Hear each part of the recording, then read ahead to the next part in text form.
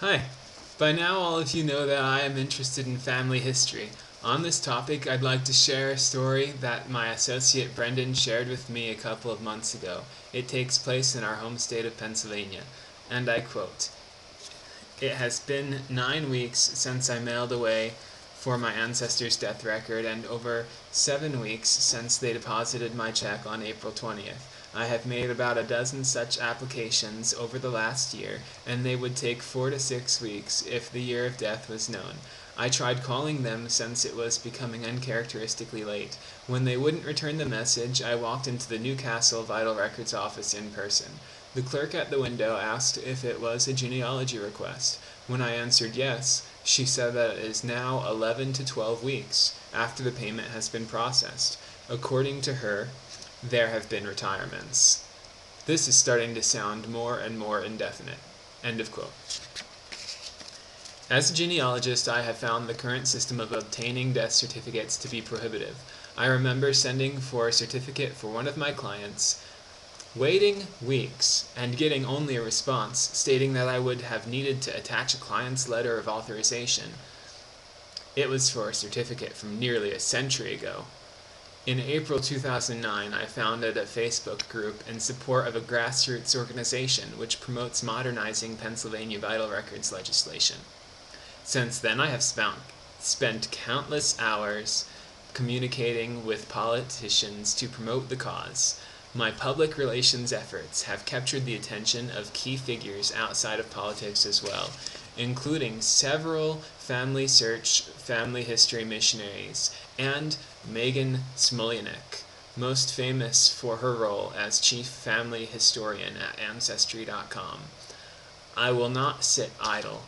I have seen many blessings in my life as I have learned about my own family history, and as I desire the same blessings for others like you. You likely have relatively few ancestors who lived in Pennsylvania. Well, neither do I. I know of only a few in my own family. Nevertheless, I'm excited to talk with you today about this issue and convinced that you too can make a difference. For those with ancestors from Pennsylvania, genealogy research is complicated by incompetent laws. No comprehensive index is available for death records before 1960, even within the Vital Records Office. Current laws prohibit the public from seeing such indices even if they did exist. If the date of death is known, the fee is a reasonable $9. But for any multiple-year search, the fee starts at $34 per certificate. The search is expected to take from 4 to 12 weeks, and it is not uncommon that the response will be a letter stating no record found.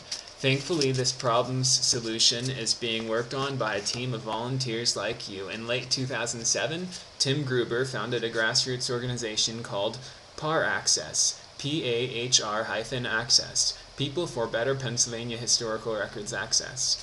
Once again, that's People for Better Pennsylvania Historical Records Access. This movement's mission primarily is to make Pennsylvania death certificates public record once 50 years old. Through the influence of Mr. Gruber, some nearly 450 organizations have endorsed new legislation, and thousands of people have stood in support. Many of the numerous reasons why this law must change cannot be covered in the time we have available today. 45 out of 50 states already have laws that provide for public indices and/or improved access to vital records. The state of Missouri provides one good example of vital records modernization. This example illustrates a few of the benefits of opening vital records to the public. Here I quote Tim Gruber, founder of PaHR-Access.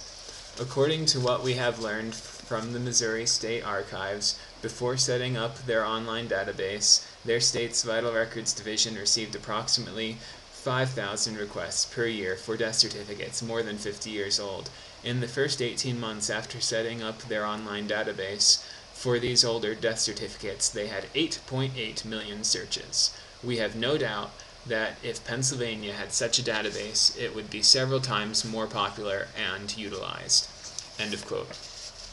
As you recall Brendan's story, you will remember that the lady at the Vital Records office desk complained that there have been retirements. Early in the Vital Records Clearly, the Vital Records Office does not sit around waiting for genealogy requests. Fully modernizing the system would completely relieve them from the burden of genealogy request processing. Also, the example we have just shared of the Missouri archives proves that the demand for access to historic vital records is much greater than archaic laws allow. I visited this website myself, and the ease of searching and speed at which a result is retrieved is impressive. More than an index, scans of the actual certificates are provided right there on the screen. The Vital Records Office and some few individuals have cited their concerns, claiming that passing a new vital records law would a. be a major financial burden on the state, b. risk identity theft, and c. reveal sensitive causes of death or social security numbers. There are several arguments available to resolve these concerns. I will mention only a few. The Genealogical Society of Utah, now known as FamilySearch, began a program 3 years ago called FamilySearch. This program is a structure by which FamilySearch offers assistance to other organizations in indexing and digitization.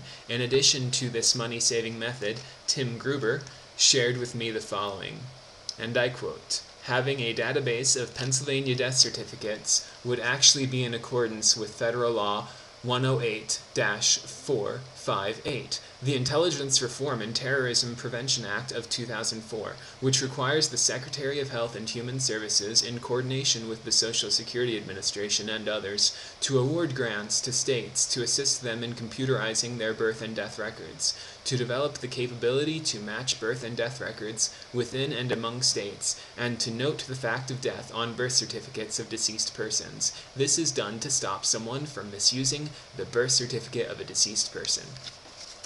As we can see from that quote, the federal government feels that providing these records as public records would actually benefit and would cause the chance for misusing the certificates to go down.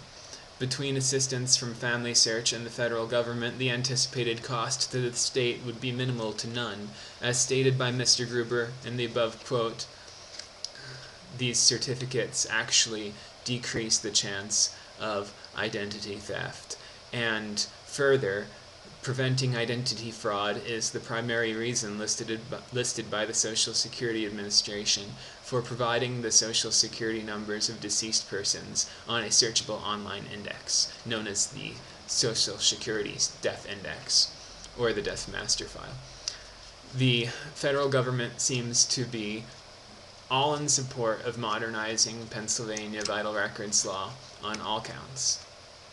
Nevertheless, it is a state issue, and we need to inform our representatives and senators of the importance to the general public of having this take place. According to the U.S. Department of Health and Human Services, it is vital for the public to have access to family history records for the purpose of building personal health histories. With so many arguments for the new vital records legislation in Pennsylvania, and only fallacious arguments against it, one must ask, why has nothing been done? The answer to that question is obvious enough. The politicians who are in charge of taking the new legislation to the voting floor do not understand the necessity of making a change. Vital records modernization bills have been introduced in the Pennsylvania Senate and House. Several senators and representatives are in support, but the committee chairmen in charge of allowing a vote have continued to stall so that no further action could be taken on either bill. I challenge each of you to go to your computer after watching this, search for PaHR-Access, PaHR-Access, on Facebook, and follow the instructions to write a letter to Chairwoman Pat Vance of the Public Health and Welfare Committee. You have the ability to make a difference.